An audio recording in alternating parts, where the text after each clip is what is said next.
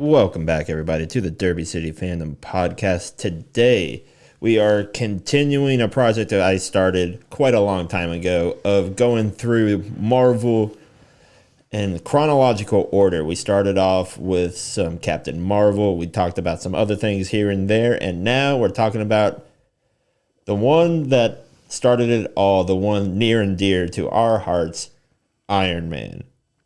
Theatrically speaking, is Iron Man. Yes. The best movie. The best one. Period. Yes. Hands down. I will fight anyone. The best Iron Man or the best Marvel? Marvel film. Okay. MCU film? I don't know. Whatever. Fair. Yeah. It's the best. That's all I know, Kenny. Fair enough. So I figured we'll take today to kind of gush about the film a bit, do a small dive into the character. We'll save like a deeper dive in some of the deep lore for another episode. But gosh, there's a lot to talk about. Is there, other than maybe like Spider-Man or Captain America, is there like a more iconic Marvel hero than Iron Man? Not anymore. Not anymore. I mean, I would argue before the movie came out, like he wasn't as famous as Spider-Man or he didn't have his own Batman cartoon. So that's mostly it. He was always a side character in a cartoon. And he's probably still not. I would imagine, I don't know. I don't have any kids, and I'm not a kid myself. So I don't know what the younger generations are looking at. You're a kid at heart, Jake. I'm a kid at heart. Don't give up on that. But growing up, it was always seemed like Batman, Spider-Man. But yes, I think Iron Man's in for the running now. I would throw in Wolverine, personally. Yeah, X-Men were there too back in the day. X-Men, yes, but Wolverine had its own cartoon. He did, he did. So that's, for me, it'd be, Wolverine, obviously, Batman, Spider-Man. Yeah, those are my top three that come to mind like that. So anyway, let's get into Iron Man, shall we? Oh, yes. So we see Mr. Tony Stark doing what can best be considered good business. He's shooting craps in Vegas. Yes. And doing projects with Vanity Fair. Is that who it was? I don't remember. Something like that. Yeah, he had a couple models around him, so I think that was part of it. But, yeah. Mr. Tony Stark has to make his way out to the Middle East to, do a demonstration. Of? Oh, what was the missile called? Like Jericho? The Jericho missile. I look back on that scene now, and it's so fitting, like, historically. Because when did the movie come out? 08? 07? 08. 2008. Yes. So it's so fitting now. It's like, obviously the United States is out of Afghanistan now. So I'm like, man. It's like I look at it, I'm like, why the hell were they? What was he doing in the Middle East? But I'm like, oh, yeah. Outside of the MCU, like in reality, like, oh, yeah, there was a war going on in Afghanistan. Right. So I was like, I look back, I'm like, historically, this is just interesting to look back on. I'm like, so that's crazy. That was real life imitating art because that's what happened in the comics to begin with. Yeah. And then it just kind of turns out that, there's been like wars going on in the Middle East since the dawn of time, more or less. Yep. So he's in Afghanistan. He does the Jericho presentation. Then we get to kind of right before that, but during this we get to introduce to Rhodey. Mm-hmm. I never did figure out.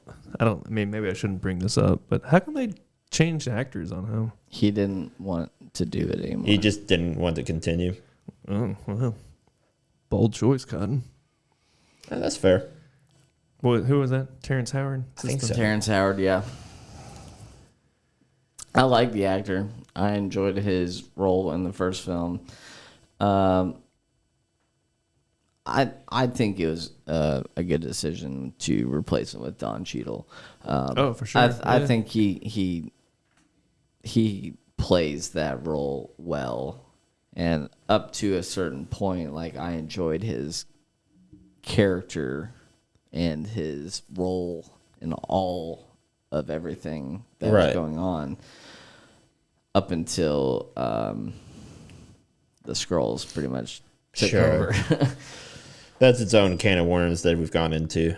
Yeah, but anyway, yeah. So, obviously you see him do the demonstration, they get in the Humvee, and he's like, hanging out with the soldiers there, and they eventually just, I guess, get ambushed by the terrorist group known as Ten the Rings, 10 Rings, which right. was upsetting with the direction. Because if you know anything about the Ten Rings and where they went in the third film in regards to that, like with the Mandarin, then it's a mess. Yeah. But they fixed that with Shang-Chi. Yeah. Kind of. Not really. Not really. That I said kind of. There's an air quotes there. Yeah, maybe they covered like 5%. If that, not even that. Like, dude, no. Like, I'm sorry, but like, They did kind of botch it, but they did botch it, and the fact that I don't think they were. Shang-Chi came out how many years ago, and they haven't done shit with it. Anyway, that's another can of worms. We're gonna open all kinds of cans of worms in this episode. Yes, again. but that's part of the joy behind this, because again, they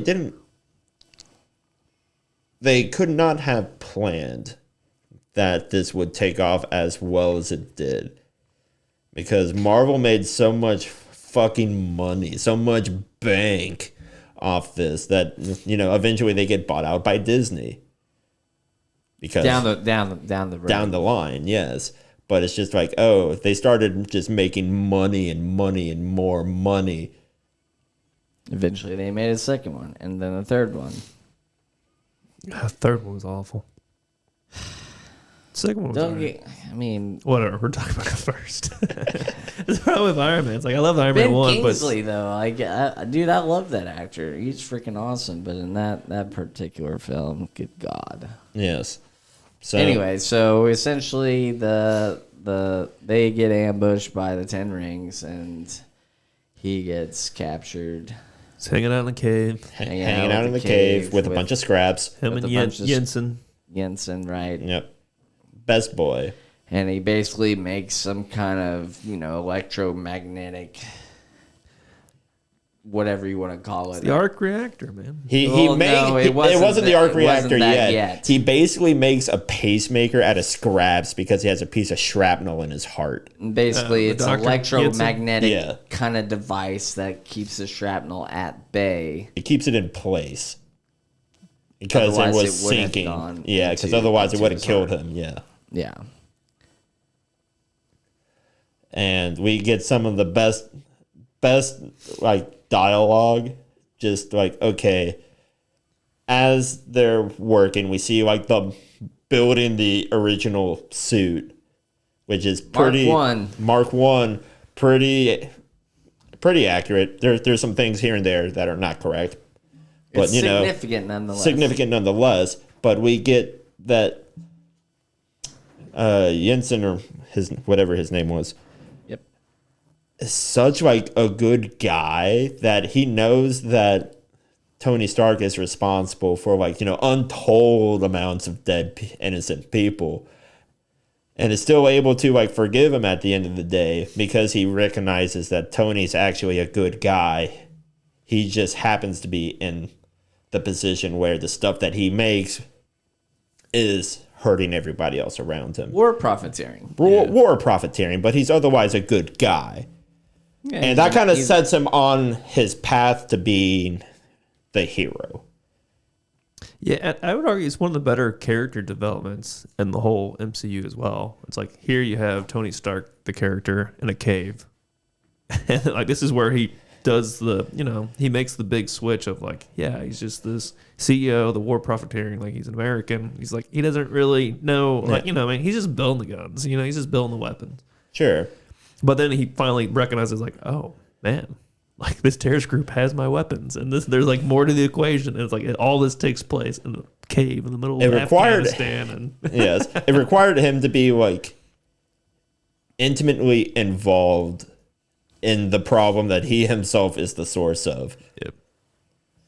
And from there, we get the big escape sequence. Yen dies after saying his big speech. Yeah, I love that. I love that whole scene. Like Jensen, yeah. Like it's, I don't want to call it like moving, but it was very, like, it gets you like engaged. And then you see, I guess the first Iron Man, right? He finally walks out of the cave. I love it. He just launches off. Yeah.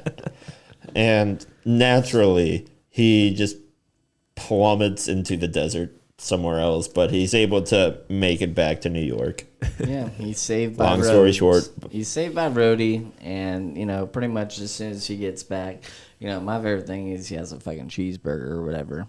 His first thing he wants to do is just to go to Burger King and get a Whopper or whatever.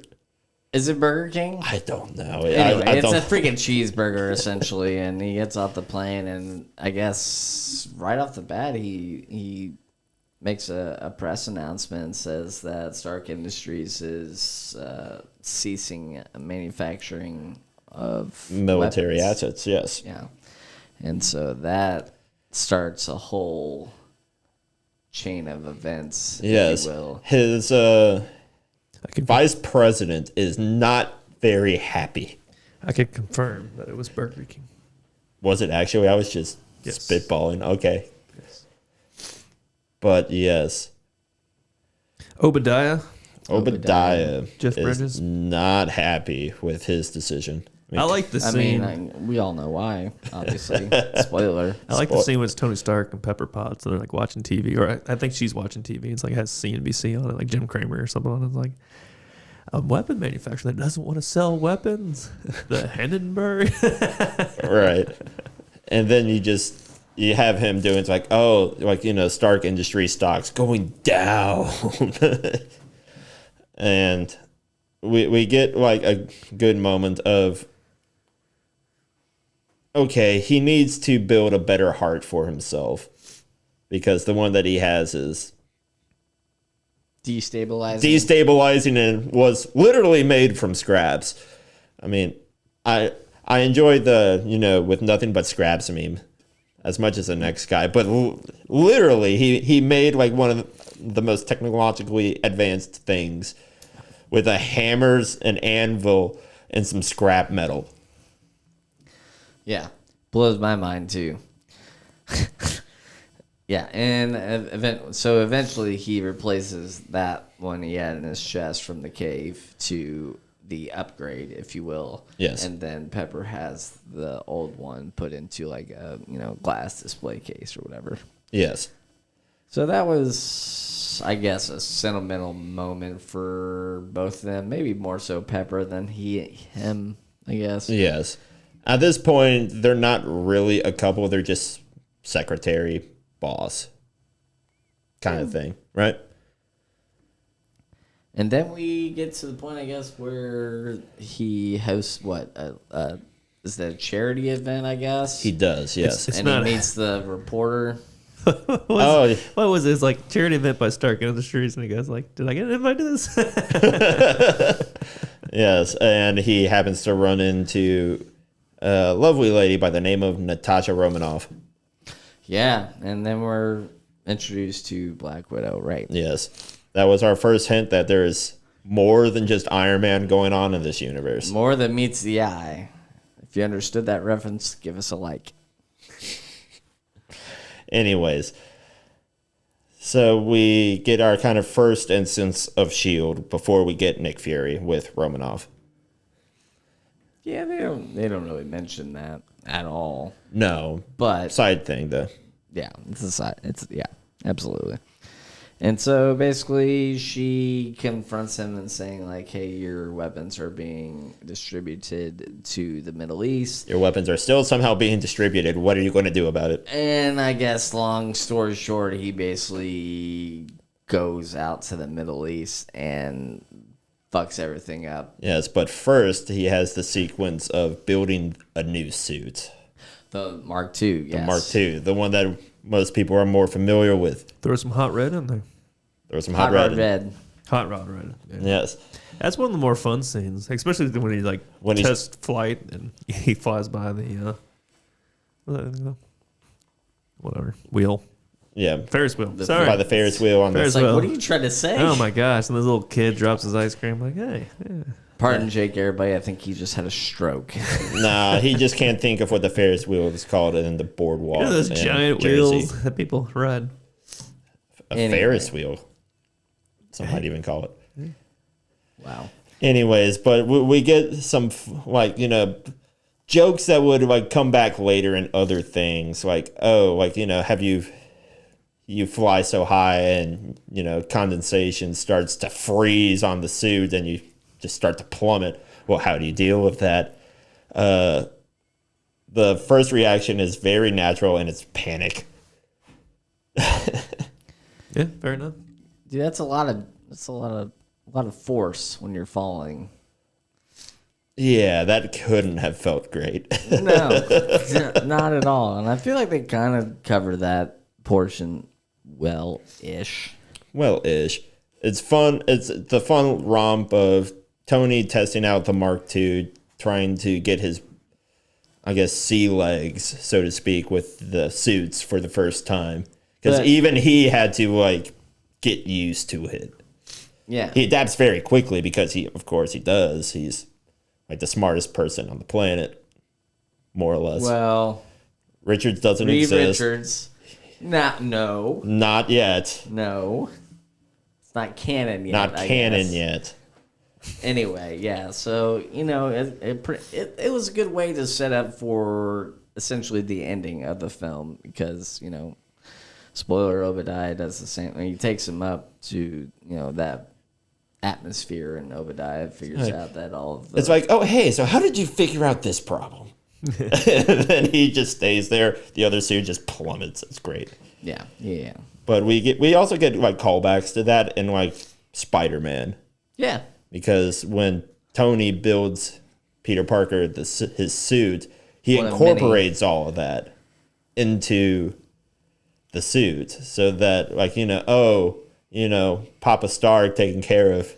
Yeah, I mean, you're essentially on a spaceship in the beginning part of space, and basically he just says, hey, send the kid home, and basically a parachute comes out, and he's supposed to just descend, glide down to the Earth's surface from outer space.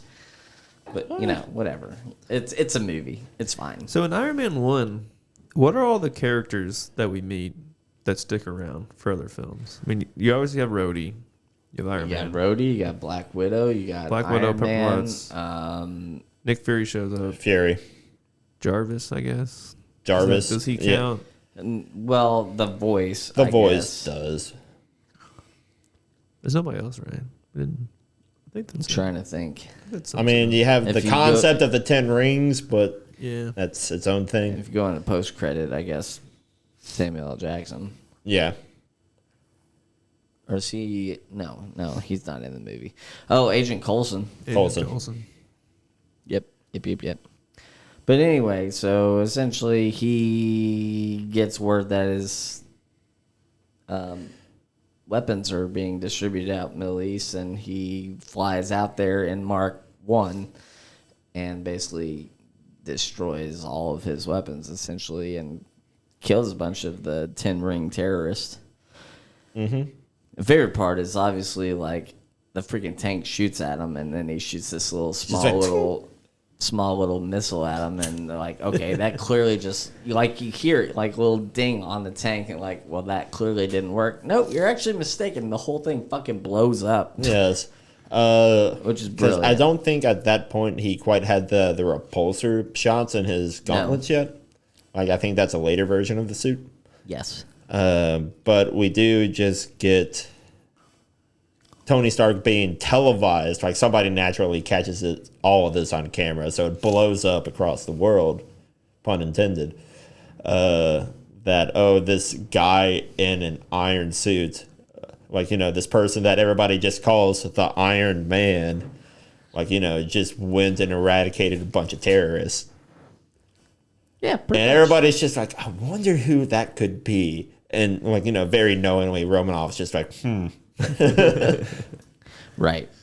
And then, he ends up leaving and flying back home and is intercepted by a bunch of F-22s. Yep. Hey, he just gets a casual call from Rhodey, like, hey, we got this situation. I'm about to blow this motherfucker out of the sky. It's like, okay, good luck with that. Then Stark end up calling him back. It's like, hey, call off your boys, please. Funny story, that thing you're shooting at. It's me! It's me! Yes. Man, it's always the taxpayer that gets screwed over. Dude, honestly, we've had this discussion in podcasts Every- before. The Every- taxpayer it comes back to the freaking cost. suffers. Taxpayer. How much every does an single F-22 time. cost? How much? 100 million? Hey, he does Billion? save the Millions guy. of freaking dollars. He does save the guy. I don't give a shit. That's my money just gone. It's just gone. And because of a training exercise or whatever the fuck they said. Yeah, no, it was a training exercise. Yeah, That's I what think said. they wrap it up into a training exercise accident. Yeah. Yeah. Yeah, they do. Whatever. Fine. I wish they would do that in, like, present day. Like, they say, hey, multiple F-22s were destroyed because of a training accident, which we obviously know wouldn't be true. Yeah. Colin, I feel like you were a part of the debate that was going on Twitter long ago about how all of the Avengers are actually very poor because Tony Stark doesn't pay any of them. They don't get paid. They It's all volunteer work, essentially. But Yeah. they're backed by Shield, I guess. and Shield has which infinite is- money from the taxpayers. which Oh, eventually God. is a governmental. Yeah. So once again, I'm paying for Tony Stark to destroy my city. Yes, you heard it here first. And then he Colin has Curtis. And then he has the contract to clean it up, Colin. Yep. So he gets destroyed, then he gets paid to clean it up. Yeah. Fuck that. Like, how does that not piss you off? Whatever. I don't know, buddy. It's I fine. just don't know. So what happens next, Kenny? Well, we get some fun interactions where, okay, Obadiah's got to figure out how he's going to take over the company. And he comes up with a great plan. Just steal the suit. He basically does steal the suit by using. I don't never really understood that part. Like, what was that little device called that basically gives you? Oh, it was an offhand just Like neuro something rather. like thing that I want to call it just like a stun stick. It's a taser basically. He just goes up, pokes the guy, and he just like freezes up, and it's just like, oh yeah, this thing that we discontinued turns out it's very useful. and can be lethal. I Can be guess. lethal. But he doesn't do that. He doesn't do that to Tony first. He does that to the leader of the 10 Rings. Yep. And basically he takes all the scrap pieces of the suit that Tony had made and kills the terrorists, essentially using his... Leftovers. No, what I'm saying, like, not his military. I guess they're more people you pay to kill people. Mercenaries? Mercenaries, thank you. Words are hard. I guess they were mercenaries Marks. Yeah. anyway. And then we get to the point where he uses it on Tony Stark. But we don't find that out yet because we obviously get to the point where Pepper finds out by looking on, is it Tony or Obadiah's computer? I think Obi's. It's Obadiah's computer, and he finds out that he had set up the whole coup for... He set up the ambush initially. Yeah, essentially for them to kidnap Tony, and they didn't realize that this is actually Tony Stark. Now we want more money, and then we get to the point where he uses that device on the leader of the 10 Rings. Mm-hmm. She finds that out, and so that was kind of cool, I guess. Yep. Corporate espionage going on in the background. Essentially. So I thought that little interaction between her and Obadiah in the office, that was a cool-ish kind of scene because the dialogue and like the intense... The dialogue and just the Anxiety. sound design makes Obadiah come off as incredibly threatening.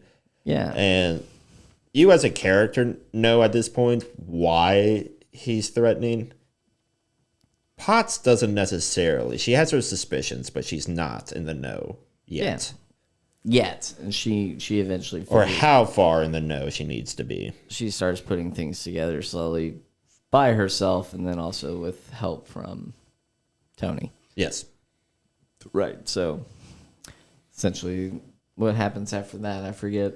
Well, Well, at that point, they get back around to his different things happen, and he gets stabbed by the paralysis stick, and his artificial heart starts to stop. Yeah. That becomes a problem because it's just like, oh, hey, I think Obadiah's scientists couldn't recreate the arc reactor, so Obadiah just settles on stealing one that he knows works, and it's currently in Stark's chest. I can't remember who saves him. Does Pepper save him? Eventually Pepper does. So he tries to reach for it?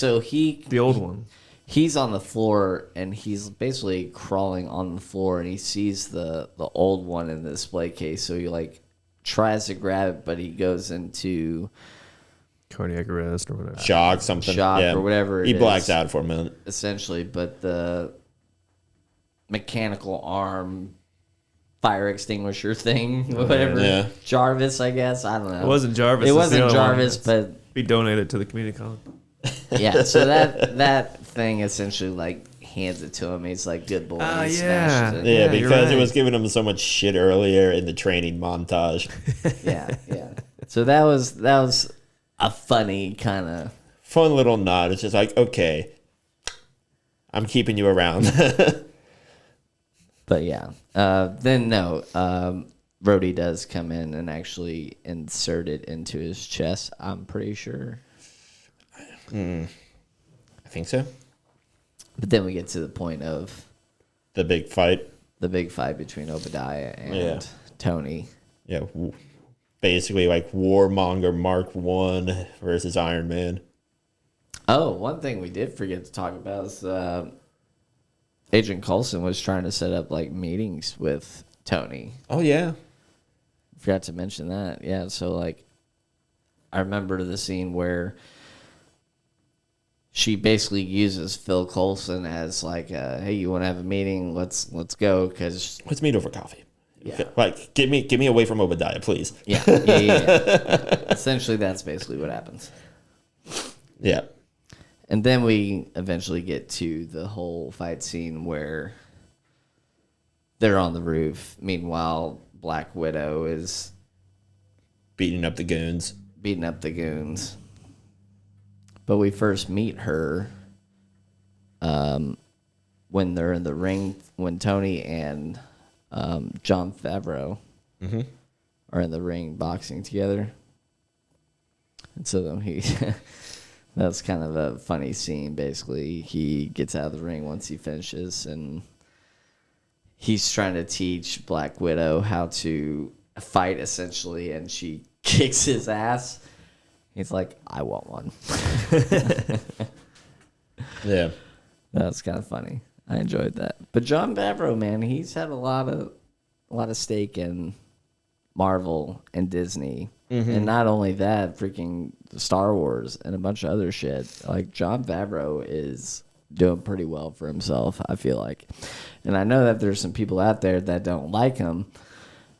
If you just look on the internet, like, there are trolls on there that are talking all kinds of shit. Me, personally, I have nothing against the dude. I think he's doing a great job, but that's neither here nor He's there. doing best with the material presented to him.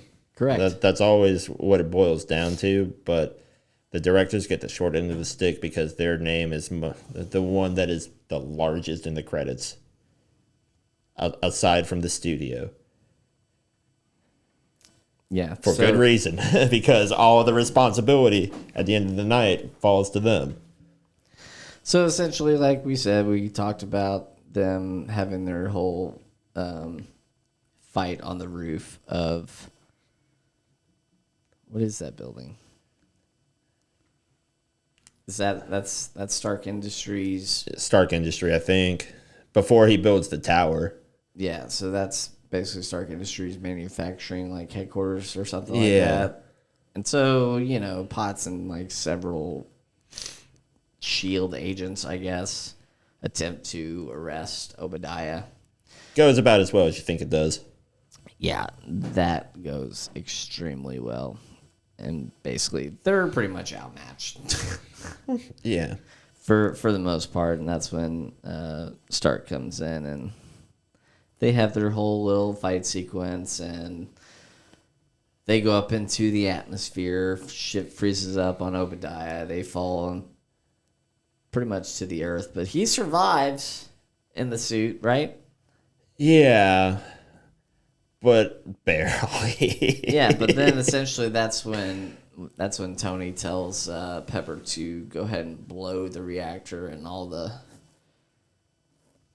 force from that, electricity or whatever you want to call it, short circuits the suit. Yeah. Yeah, and he basically falls into it and dies. Mm-hmm. He gets Palpatine. He gets tossed into the reactor. Well, drops into it, but gravity. Yeah. Great equalizer. Yeah, this unleashes a massive electrical surge that causes Obadiah and his armor to fall into the exploding reactor, killing him. And then the next day, there's a press conference. Yep. I am Iron Man. Where Stark publicly admits to being the superhero the press has dubbed Iron Man. Yes, which is a great moment. We get, the Iron Man song coming in, playing in the background as the credits roll. We get some of that at the beginning, like when Iron Man first takes off and all that. But we, as a comic book fan, it's just like him saying I am Iron Man this early, and looking back at it, knowing that Civil War is down the pipeline, him saying that I am Iron Man is part of that whole what starts the Civil War between the different Marvel heroes, where Team Tony wants everything to be government regulated, wants the people to know who their heroes are. So not only does he say who he is, but he convinces Peter Parker to come out and say, "Hey, I'm Spider-Man. I follow what's going on here with the initiative and all of this and that." And Captain America doesn't take too kindly to that, and that's where that storyline eventually evolves into is where we go in the movie. I think Vision says essentially that ever since he publicly announces that he's Iron Man, the amount of superhuman... The world changed in a night, effectively. Right. Everything had been behind the scenes prior to that. Yep. So I thought that was a pretty cool little thing that Vision did in a later film. So, yeah. I think it's a pretty good movie. I enjoyed it. And then we get to the post-credit scene where we're introduced to Samuel L. Jackson of S.H.I.E.L.D. And I think he's trying to do stuff with Thor, because Thor is the next film. Yeah, he does that, but he wants to talk about the Avengers Initiative, and he feels that Iron Man qualifies, but Tony Stark does not. Right? Something like that, yeah. And so because Tony Stark is the public face. Yeah, so I don't know, he kind of has a point, but at the same time, Tony Stark is Iron Man. They are one and the same. Either you take them both, or you basically just cut him out of the Avengers Initiative, and clearly he goes into the Avengers. Yep. Which is awesome. The first one to actually be recruited, aside from Carol Danvers. But Carol Danvers, as we know, just kind of fucks off to space for a while. And gets married. Yeah. By the way. And the only way they communicate on that planet that she got married on is through song. I don't want to. No, I had that conversation. Actually, Colin, you brought up a good point there, because I was just sitting there thinking, how did we go from Iron Man 1, this amazing film, to the Marvels, and the circle ended to the Marvels? Because it's all connected. Because that's he's kind of the origin point of it all. all of the superhero isms that we get in Marvel production, just in terms of how they do the films, stems from how successful Iron Man 1 was. Just okay, comedy beats followed by action, followed by like some serious, like, tense moments, to like, back to lighthearted, like, oh, hey, here's Romanov beating the crap out of a person, thinking that, this normal guy is trying to teach this perfectly, like, healthy lady how to self-defend. But yeah, no, it was the source of it all. As time has progressed, I think IMDb has put it at a 7.8. Really? Yeah. Seems low. It's been quite a long time. It has hundreds and hundreds of ratings. So I couldn't tell you what it was rated back then when it was fresh. Well, you people are stupid for ranking it so low. But it's a classic. Like, if you had to think of like a classic hero film, like for me, it's Iron Man 1, it's The Dark Knight, and it's like Tobey Maguire's Spider-Man 1. Yeah. I'm currently looking up what the IMDb rating that's is. That's a good question, Kenny. Which one? It's actually 7.9, Kenny, and then Tomato has it at, gotcha. What was it, 94 or something like that? I can't remember. I just looked at it. But yeah, that's a 7.9 out of 1.1 million ratings. You brought up a good point, Kenny. Like, I'm looking back at this time frame. I was like, I don't know which one I would pick above the other between Iron Man and The Dark Knight. Like, they're both really good. Because at the end of the day, Bruce Wayne and Tony Stark are more or less the same character archetype. Different people have their own things going on, but they're clearly kind of inspired and foiled against each other. They're often compared. Yeah. That's a toughie. I think I'd probably have to give Iron Man the edge because I feel like I rewatched that more.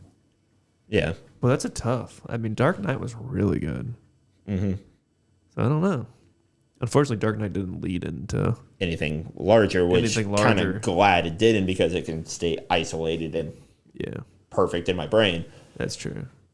Well, I do feel like Iron Man 1 stays kind of... I don't know. I feel like the other movies haven't diminished it at all. No. That might be part of the legacy that Marvel was trying desperately to protect.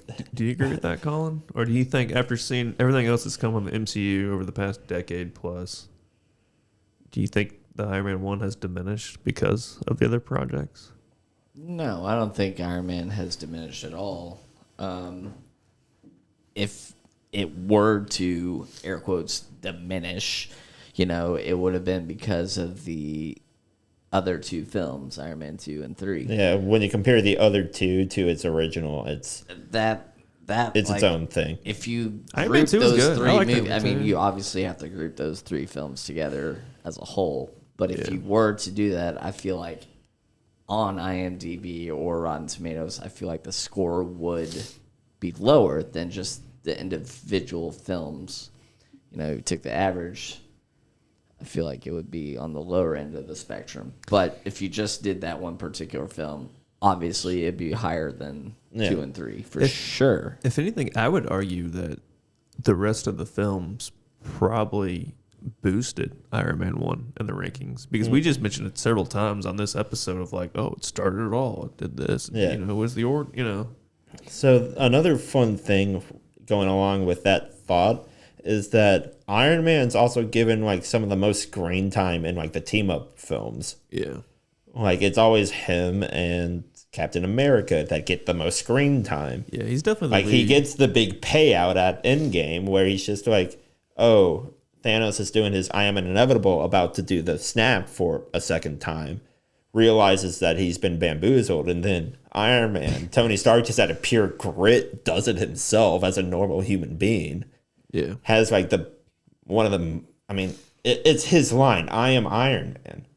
Like, that's always his line. Yeah. But he dies. But he has the big heroic send-off and sets the universe correct. But apparently he's not the one to make the sacrifice play, as Captain America puts it. But that's not what Doctor Strange says. And he that's not you get the stare down in that film. No, that's not what Doctor Strange, that's what Captain America says about Tony to Tony. You're not the one to make the sacrifice play. But when we look into Doctor Strange saying, like, hey, there's gone to 14 million something whatever possibilities. We've only won in one of them. Right. And so... And I can't tell you what to do to get that outcome because that changes the outcome. Right. So essentially, like, at that time, we were led to believe that was the end game, was that. But I think everybody would agree with me when I say this. I don't think that was the particular incident that he was referring. Because obviously we've expanded into a multiverse. There's obviously going to be more things. Yeah, it just happened to work out because it was Endgame and whatever. But I think there's more to it than that. You know what I mean? Yeah. I don't know. I think they're going to leave it like that. I think for a while... It would be nice to leave it at that. I think for a while they were going down the path that you were mentioning, Colin. That's probably the path they wanted to go down. But I have a gut feeling they're going to do like some type of larger reboot of all this. I mean, they have his daughter taking up the shield, if you will. Yeah. Then you have what's her name from Black Panther 2, Ironheart. Yep. That was clearly inspired and kind of encouraged along her way to build her own suit effectively. Yeah. I genuinely believe they were going to bring Robert Downey Jr. back. Like, I genuinely believe Kevin Feige's intention was to bring him back to kind of help save everything. Maybe as a cameo because of like a past incident or scene that happened between him and whomever else, but like him bringing him back. No, that's a terrible idea. Yeah, and I know we've already kind of talked about this before in a previous episode, but it's like from a corporate standpoint, you know, those rumors got leaked for a reason. So I guarantee you they leaked them to see how people would respond to it. I bet they're backtracking. I think I've actually seen that where Kevin Feige's like, no, we're not bringing him back. Probably because of the backlash. Possibly. It goes against, like, if you bring him back, it's clearly sometime between Iron Man 1 and Endgame because they don't bring him back alive. But if they bring him back in terms of like, oh, this was at an earlier date in the timeline, then, you know, they can do stuff with that. Yeah. But it's just like you kind of ruin his send-off. You ruin the sacrifice and the impact of the film if you just, like, you know, oopsie, we magicked him back to life because, Mr. Moneybags at Disney wants their paycheck to have an extra zero on it. No. Yes, I agree with you, but like what I was just thinking, it only like proves the point that Robert Downey Jr. sat down in a podcast. I wanted to say it was like Joe Rogan, probably maybe somebody else, but like they asked him that specific question: how would you feel about you coming back to the MCU after Endgame? And he made some kind of analogy where he basically was like, "No, it's not. That's not a good idea." Essentially, look that up. I forget which podcast it was, but I remember seeing it. So there's no reason for him to come back. He's made his peace with it. Yeah, he's gonna be making royalties from that film for the rest of his time, forever. Yeah, it's gonna roll over onto his family essentially. So why bother? Let him do other roles. Let him do Oppenheimer and a bunch of other films. Mm-hmm. Colin's over there dying. But, Jake, who would you like to see Iron Man interact with then if you think that he is coming back? That he hasn't already interacted with? I've switched sides for a little while there. I was like, oh, they're going to bring him back. And I knew it was... My gut reaction is, as I mentioned before, that it was an intentional leak by Kevin Feige and team to see how people react.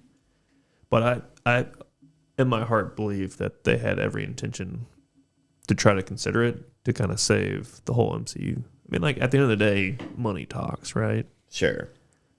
So you're literally saying that Robert Downey Jr., aka Iron Man, is the backbone of the MCU. Yes. We've gone over that. He's the point that it all starts. That's kind of like the backbone. Like, aside from like the core 4 people. I mean, I'm not disagreeing with you by any means, but at the same time, like, no, it's time to move on. That was freaking almost 2 decades ago. Almost at this 2 point. decades ago. Like, I'm it's not ridiculous. At this point. I've kind of switched teams a little bit. I'm not advocating for him to come back. To answer your question, like, do I think he's the only backbone? No. I mean, I think Captain America's on Thor, there too. the Hulk, those 4 combined. Which Hulk? Scarlett Johansson. Regular. But Edward Ruffalo. Norton. No, Ruffalo. You know what I mean. I've switched sides. I'd be curious on your all's thoughts on this too, but I've kind of switched sides on the prediction of what the next decade's going to look like. I think they're going to reboot it all. Like, I don't know who they're going to find as the new backbone. Like, they may not necessarily have Iron Man as it, but like, there's a lot of characters out there. But yeah, I'm a little nervous, it's though. looking like freaking Captain Marvel is going to be the backbone. Yeah, well, It's not going to be Rhodey because he can't be trusted anymore. Brody can't be trusted. Steve Rogers is old man now. He's retired. He's done for. He's done. Tony Stark's dead. It's going to be Bucky. He's done. There's no reason to bring him back into it. Yeah. Like, you're honestly but looking you guys at... make it sound like it's unusual to recast roles too. No, it's They not unusual. have- They did that with Spider-Man, Tobey Maguire, Andrew Garfield. And Batman, But those and- were different Spider-Men, though. That's its own can of worms when we get into Spider-Man. Well, I mean, we're talking about bringing Like, back. recasting. They don't... Marvel doesn't often recast their heroes. That's usually Sony's thing. They might not have a choice though. But they is don't- what I'm saying. they don't- They may not have a choice. Yeah. I see where you're Like, coming how much from. money they're going to lose. You got to stop the bleeding somehow. And I feel like the only solution for them is, I hate to say it, like a fresh start. I think I literally do believe this. They have 2 avenues. They can either bring back the old guard and try to squeeze out some more money for the next 10 years. I don't know how old Robert Downey Jr. is. In his 60s? I don't know. I think so. So they're either going to bring back the old guard, which I don't think they're going to do. Because, I mean, it would probably cost them a fortune to do that. So that's a big gamble. Or they just do a fresh start. Like, they might have Iron Man come back or Captain America or whatever. But it's going to be different cast. Yeah. And it's not unheard of. I mean, like, how many Batmans have there been? I don't know. I'm very interested to see what happens because it seems like all the other characters that they're throwing at us, some of them have hit. Like, I would argue Loki was pretty cool. Loki was probably the best thing that they've made in a while, just in terms of what they've put on as a series show. But I could be wrong. Like, maybe they'll continue on with their current phases because it sounds like they're backtracking for Kang for, other reasons, although they might recast him. They've recasted villains throughout the entire multiverse. Yeah. Or cinematic universe. Yeah. They definitely have. Speaking of that, not to date this episode, but there's the interview with Jonathan Majors that is coming on tonight. Oh. About I his don't know what that is. About the trial. yeah, about being convicted. About, And so his first major interview since being convicted is premiering tonight. Not to date the episode, January 8th, 2024. It was a good run, though. And I'm glad it started out with Iron Man 1. Started the out film. strong. It started out very strong. Like, what a fun film. I absolutely loved it. And maybe part of it's like I'm biased because I was in high school. Like, I was like a high school teenager watching in the movie theater. I'm like, this is awesome. So I'm definitely biased by it. It's like it's something that you'd like relate to when you're that age and that era. And like, I don't know. That's why I was kind of mentioning the whole when they're in Afghanistan. I was like, it's just so fitting. Like, you look back on it and I'm like, yeah. life imitates art, imitates life. 7 years after invasion. Anyway, I related more to the music, to be honest with you, because AC/DC was playing. Yeah. Hey, man. Yeah. So that was pretty cool. And then they brought that back in the second movie, so that was even better. You And didn't like the one. second one? I like the second one more so than the third one. The third one's horrible. Yeah. It's weird that Iron Man is like one of the films that definitely was like, okay, the first one's better, the second one's okay, but not as good as the first, and then the last one was clearly like the worst of like the trilogy that It's it the had. Dark Knight all over. I would argue that the second one in the Dark Knight was better than the first one, though. You get But my point. I feel like that is clouded by the fact that It doesn't Ledger happen is dead. That doesn't happen very often, though. Yeah, it doesn't But the happen second one's often. better than the first. So I found a plot hole that I want to bring up. Sure, go for it. And in Iron Man. So the suit that Tony Stark built in Afghanistan is made of only a few millimeter thick iron or steel sheet, right? So a few millimeter steel sheet cannot stop bullets from assault rifles, Nope. and certainly not from machine guns. Nope. But I think they were just kind of playing off that he had nothing and he built this incredible thing. It's more so, the suspension of disbelief. Yeah. I just thought I wanted to bring that up. I thought it needs to be brought up. Fair enough. I mean, it's the same reason why there's no reason he should have been able to survive any of his falls. Oh yeah, no, it's plot armor for Plot sure. armor, like literal plot armor, is the entire point behind Iron Man. Yeah. He puts on his armor suit that drives the plot. Yep, 100%. But overall, Iron Man, great film. Great film. Great Still, I think my favorite Marvel film. Yep. It's definitely up there. I think we've had this. It was in our top 5. It was everybody's Yeah. top 1, in fact, Yeah, when we did that recording. that was a while ago. It was. Anyway, all right. So closing thoughts. Closing thoughts. I am glad it started off strong. I love Robert Downey Jr.'s work and what he has done for the character. I feel like he was the perfect cast for Tony Stark, for how his character is in the comics, because he is the billionaire, playboy, philanthropist character. I understood that reference. Yes. To cross the streams again. He's definitely an interesting character. He is the driving plot behind a lot of the memes online, and just God love him. just where Marvel's ended up is partly responsible for his ability to portray this role. So Jake. Great film. Still my top 1. Wouldn't change it for anything. I concur. Thank you, everybody, for listening. Be sure to look us up on all podcast streaming services, Spotify, YouTube, Apple Podcast, and more. You can find us on Facebook, Instagram. Give us a like, follow, subscribe. Yes. Or if you have any suggestions for episodes to do in the future, please comment below. Other than that, thank you all for listening. We are playing with some mighty fine camera editing thanks to our buddy Kenny here. Oh, yes, just casually dip it into the AV field. Yeah, But we're having fun with it though, right? yes. Let us know if y'all like this setup. We'll take all considerations into any comments that are left. And yeah, see y'all next time. Deuces.